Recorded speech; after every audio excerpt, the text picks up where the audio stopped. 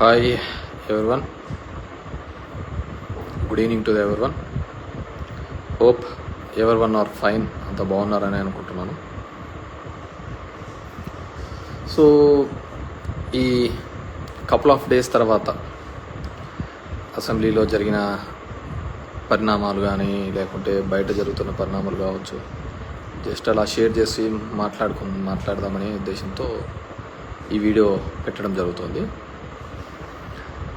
So 2024లో ఒక mandate ఇచ్చినారు, జనాలు మ్యాండేట్ ఇచ్చినారు.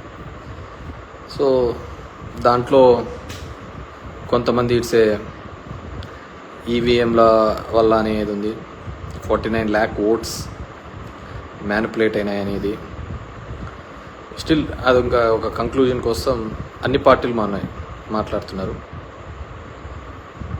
అఖిలేష్ యాదవ్ లాంటి వాళ్ళు అయితే నా దాంట్లో 80కి 80 వచ్చినా కానీ నేను ఈవీఎంస్ని అయితే నమ్మే పరిస్థితి లేదు అనే పద్ధతిలో.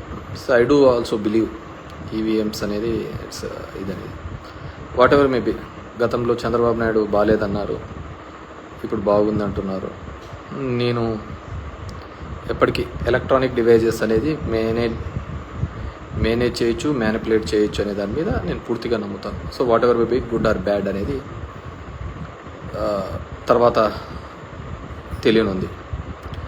అండ్ కమింగ్ టు ప్రజలందరూ కూడా, మనమందరం కూడా అనుకునే విధంగా అది కానీ లేకపోతే చంద్రబాబు నాయుడు ఇచ్చిన హామీల వల్లనో ఇంకోటో దాని వల్లనో వేసినారు అని ఒక భావన కూడా అందరిలోనూ ఉంది.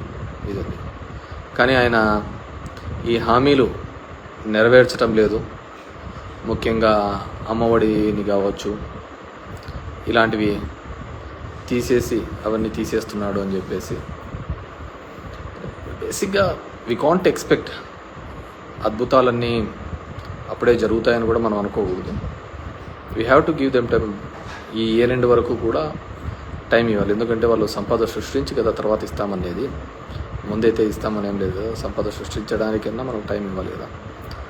సో ఆ సంపద సృష్టించిన తర్వాత మనం వాళ్ళు ఏ మాట వరకు నిలబెడతారు, ఏ విధంగా వాటిని ఇది చేస్తారు అనే దాన్ని మనం మాట్లాడుకోవచ్చు.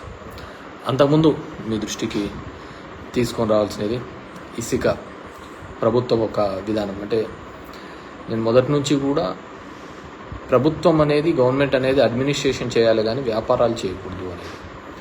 దాంట్లో 2 బిగ్ మిస్టేక్స్ వచ్చి, ఒకటి ఇసుక, మందు. ఆ 2 వ్యాపారాలు గవర్నమెంట్ చేయాల్సిన వ్యాపారాలు కాదు, అది థర్డ్ పార్టీ చేయాల్సిన వ్యాపారాలు. మనం అడ్మినిస్ట్రేషన్ చేయాలి. దానివల్లనే మొత్తం చెడంతా మూట కట్టుకున్నామనే ఒక అపవాదం ఉంది.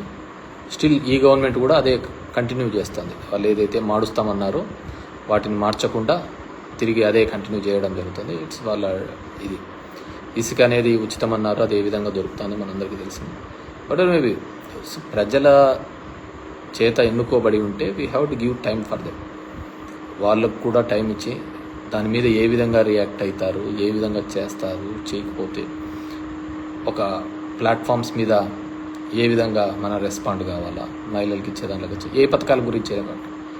సో దాని గురించి మనం పెద్దగా ఆలోచించాల్సిన అవసరం లేదు. దాని గురించి ఇది అనేది నా ఫీలింగ్. అయితే నేనైతే ఈ ఇయర్ ఎండ్ వరకు కూడా వాళ్ళకు ఇవ్వాలి, టైం ఇవ్వాలి. ఇప్పుడు రోజు మనం ఉన్నప్పుడు తెస్తూ ఉంటే అప్పుల వారం అని, మంగళవారం అని అంటుంటే, ఇప్పుడు చూస్తుంటే దగ్గర 32,000 కోట్లు డిఫరెంట్ రూపాల్లో తీసుకొని వచ్చాం. మరి అది ఎక్కడ ఖర్చు పెడుతున్నారో, ఎవరు ఖర్చు పెడుతున్నారో, ఎలా ఖర్చు పెడుతున్నారో కూడా తెలియటం లేదు. సో అది దాని గురించి ఒకటి. రెండోది చెత్త పన్ను. అప్పుడు వేసినప్పుడు చెత్త పన్ను వేసినందుకు చెత్త ముఖ్యమంత్రి అని కూడా మాట్లాడడం జరిగింది. చెత్త పన్ను అనేది చెత్తను కలెక్ట్ చేసుకోవడానికి ఖచ్చితంగా ప్రపంచ దేశాల్లో కావచ్చు, ఏ దేశంలో కూడా శానిటేషన్ బాగుండాలి అంటే ఖచ్చితంగా ఆ చెత్తను కలెక్ట్ చేసుకోవడానికి ఎవరికో ఒకరికి అప్పచెప్పాలి. లేదంటే నువ్వు తీసుకొని పోయి డంప్ యార్డ్లో వేయలేము కదా, మనం అంతా చెత్త తీసుకొని పోయి. సో దాని ఒక మెకానిజం ఉండాలి. సో ఆ రోజు ప్రతిపక్షంలో ఉన్నప్పుడు వాళ్ళు మాట్లాడినారు ఆ విధంగా వేయకూడదని. కానీ ఇప్పుడు మళ్ళీ వేయచ్చు, అది చెయ్యొచ్చు అనే పద్ధతిలో వాళ్ళు కూడా ఇంప్లిమెంట్ చేస్తున్నట్టు. పవన్ కళ్యాణ్ గారు కూడా అది మళ్ళీ ఎక్కడో ఇంప్లిమెంట్ చేస్తున్నట్టు నేను చూశాను. వెదర్ అది కరెక్టా తప్ప అని కూడా నాకు తెలియదు. కానీ ఖచ్చితంగా చెత్త కలెక్ట్ చేయడంలో మాత్రం నేను అప్పుడు సమర్థిస్తున్నాను, ఇప్పుడు సమర్థిస్తున్నాను. అది పవన్ కళ్యాణ్ గారు అది వేసి ఉన్నా కానీ అది కరెక్టే. ఎందుకు అంటే ఖచ్చితంగా నీ ఇంటి చెత్తను నువ్వు తీసుకొని పోయి డంప్ యార్డ్లో వేయలేవు.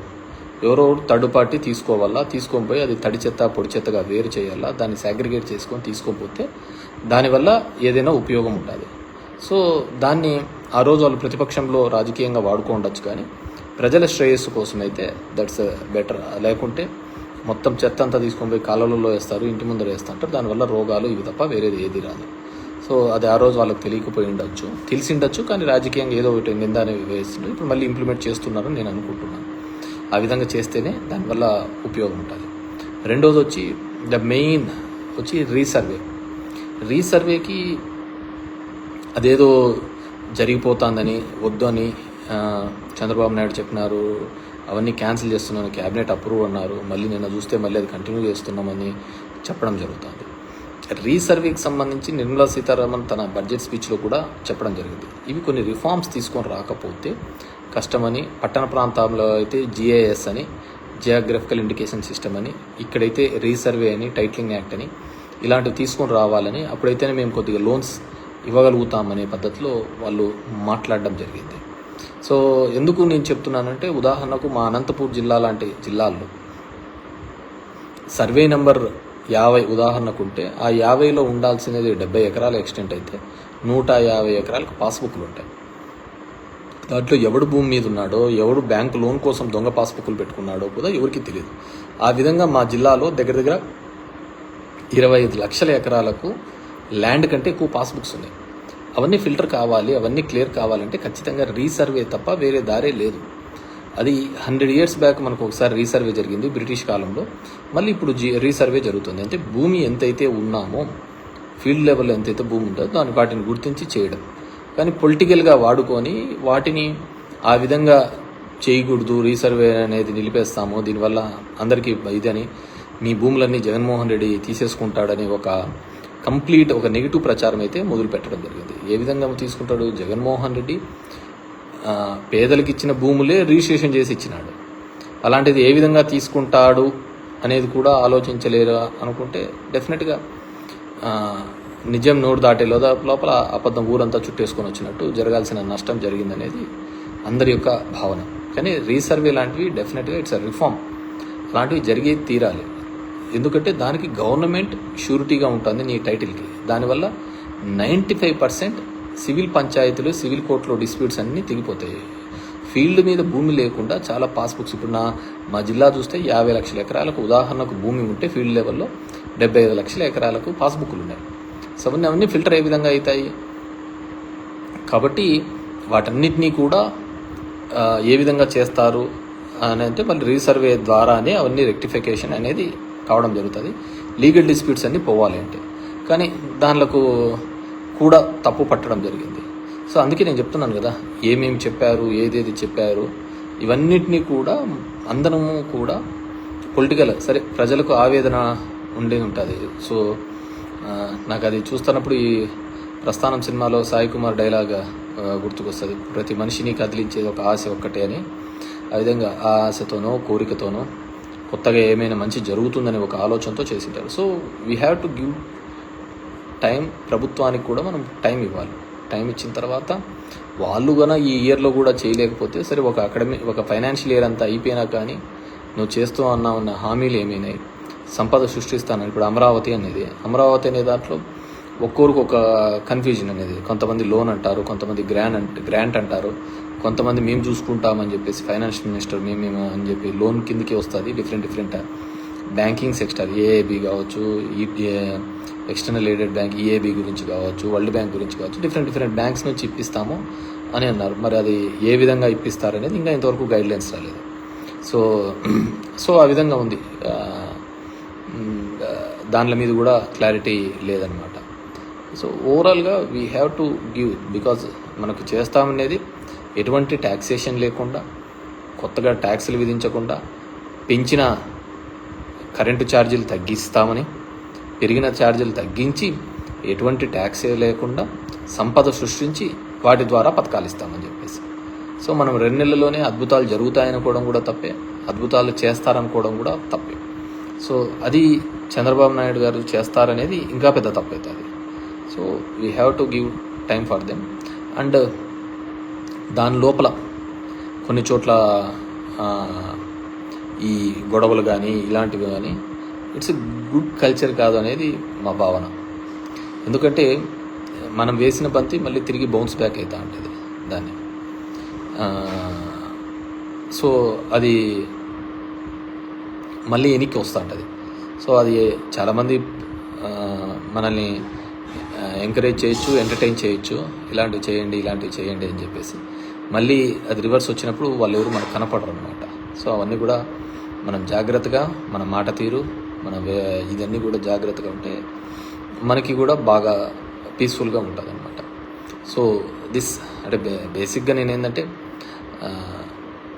మన వాళ్ళు వైసీపీ క్యాడరు వీళ్ళంతా చూడన్నా ఇట్లా చేసినాడు అని ఈ సోషల్ మీడియా ప్లాట్ఫామ్స్లో దీనిలో పెడుతుంటే అదే మనం కొద్దిగా టైం ఇవ్వాలా, టైం ఇచ్చిన తర్వాత చూద్దాం వాళ్ళ సంగతి అని చెప్పేసి. అదేవిధంగా అమ్మఒడి తీసేసి తల్లికి వందనం అనేది ఇలాంటివన్నీ పెట్టడం ఇంకా ఇప్పుడు లేదు, నెక్స్ట్ ఇయర్ అంటున్నారు. చూద్దాం నెక్స్ట్ ఇయర్కి ఏ విధంగా చేస్తారు. బేసిక్గా నేను జగన్మోహన్ రెడ్డి ఇప్పుడు ప్రభుత్వంలో ఒక ఎమ్మెల్యేగా కావచ్చు అబ్జర్వ్ చేసినది ఏంటంటే జగన్మోహన్ రెడ్డి గారు ఎక్కడ కానీ ఫ్రీబీస్ ఇవ్వలేదు. అందరూ ఏం చేస్తున్నారంటే ఉచితంగా పథకాలు పంచుతున్నాడు అనే ఒక తప్పుడు భావం తీసుకొని రాగలిగినారు. కానీ ఆయన ఎప్పుడూ కూడా ఉచితంగా పథకాలు ఏది ఇవ్వలేదు. అమ్మఒడి ఇచ్చినాడు అంటే స్కూల్లో పోయే డ్రాప్అవుట్స్ తగ్గినాయి, స్కూల్లో జాయిన్ అయ్యే వాళ్ళు పర్సంటేజ్ పెరగడం జరిగింది. నాడు నేడు చేసినారంటే ఒక గవర్నమెంట్ ఇన్స్టిట్యూట్ని డెవలప్ చేసే కార్యక్రమం చేసినాడు, ప్రైవేట్ ఇన్స్టిట్యూట్ని కాకుండా ఇది. సో అది అమ్మఒడికి అనేది ఉపయోగపడింది. విద్యా దీవెన, వసతి దీవెన అంటే హైయర్ ఎడ్యుకేషన్లో చదువుతున్న పిల్లలకు ఉపయోగపడింది. సో వాళ్ళందరికీ అర్థం కాలేదు హైయర్ ఎడ్యుకేషన్లో చదివే దానిలో ఆ డబ్బులంతా జగన్మోహన్ రెడ్డి ఫీజుల రూపం ద్వారా మన అమ్మద అకౌంట్లోకి వేస్తున్నాడు అనే విషయాన్ని గుర్తించలేకపోయి ఉండొచ్చు, ముఖ్యంగా దీనిలో యువతకు చూస్తే. అదేవిధంగా మహిళా సంఘాలకు డబ్బులు ఇచ్చినాడు అంటే ఎస్, అంతకుముందు రుణమాఫీ అనే పేరుతో ఎక్కడైతే మోసపోయిన మహిళా సంఘాలు ఉన్నాయో అవి ఏ గ్రేడ్ నుంచి డి గ్రేడ్కి వచ్చినాయి. దాన్ని మళ్ళీ అప్లిఫ్ట్ చేయడానికి కోసమే దాన్ని డి గ్రేడ్లోకి నుంచి ఏ గ్రేడ్లోకి తీసుకొని రావడం జరిగింది. 98% రీపేమెంట్ అంతా మనమే చేసినాం కాబట్టి మొత్తం అంతా తీసుకొని రావడం జరిగింది. ఈ విధంగా బ్యాంకింగ్ సిస్టమ్ కావచ్చు, ప్యారలల్గా కావచ్చు, ఒక వ్యవస్థ ఇప్పుడు ఆటోలు అనే కావచ్చు, అదేవిధంగా నాయ బ్రాహ్మణ్స్ కావచ్చు, ఇవన్నీ వ్యవస్థలు ఎక్కడ ఊరికి వెళ్ళాం. ఈ కుల వృత్తులు ఇవన్నిటినీ కూడా ముందుకు తీసుకొని అంతరించిపోతున్న దానికి ఇప్పుడు నేతన్న నేస్తం కావచ్చు, ఇవన్నీ కూడా అంతరించిపోతున్న ఒక వృత్తిని బతికించడం కోసం చేసిన ఒక ప్రయత్నం అంతే. సో దాన్ని అన్నింటినీ ఉచితంగా పనిచేస్తున్నాడు అని చెప్పిన అంతకంతే మించి పంచుతున్నాడు అనేది. అదేవిధంగా ఉద్యోగ కల్పనలో కూడా ఇప్పుడు అందరూ శ్వేతపత్రాలు అందరూ రిలీజ్ చేస్తున్నారు అనమాట. ఎన్ని ఉద్యోగాలు ఇచ్చినారు, ఏమి ఇచ్చినారు అని. అది వాళ్ళ టెన్యూర్లో 14 to 19 ఎన్ని ఇచ్చినారని చెప్పినా కూడా బాగుండేది అనమాట. ఇప్పుడైతే ఒక ప్యారలల్ వ్యవస్థ, అది జగన్మోహన్ రెడ్డి ఉన్నా లేకున్నా, అది ఇంకొక 100 సంవత్సరాలైనా కానీ ఆ సచివాలయ వ్యవస్థ, ఆ సచివాలయాలు అనేది జగన్మోహన్ రెడ్డి గారు ఏర్పాటు చేసినది అవి జీవితకాలం ఉండే సిస్టమ్. సో దానిలో ఏ విధంగా సబ్సిక్వెంట్ గవర్నమెంట్స్ వాడుకుంటాయి లేదు అనేది వాళ్ళ ఇష్టం. సో అది we have to check. So ఇలా వివిధ కారణాల వల్ల అన్నీ ఉన్నాయి. అండ్ ముఖ్యంగా ఓట్స్కి సంబంధించి 49 లక్షల ఓట్లు కేవలం మన ఏపీలో ఆ ఫిగర్ మ్యాచ్ కాలేదు పార్లమెంట్ ఎలక్షన్స్లో అనేది కొన్ని సంస్థలు చేసుకున్న వాటి ద్వారా రావడం జరిగింది. 79 సీట్లు దేశవ్యాప్తంగా ఈ విధంగా అవకతవకలు జరిగినాయని కూడా జరగడం జరిగింది అన్నమాట. సో దాని మీద పూర్తిగా కూడా ఒక ఎంక్వైరీ జరగడమో లేకుంటే ఇంకో పద్ధతి ద్వారా వస్తేనే తప్ప వాటిని మనము కరెక్ట్గా చెప్పలేము. ఎవరో చెప్తున్నారు ప్రజలు ఆశపడి మోసపోయినారట. మనిషిని బతికిచ్చేదే ఆశ. సో ఆ ఆశ పడడంలో తప్పు లేదు. అది నెరవేరుస్తారా లేదా అనేది తర్వాత ఇట్స్ వాళ్ళ ఇదన్నమాట.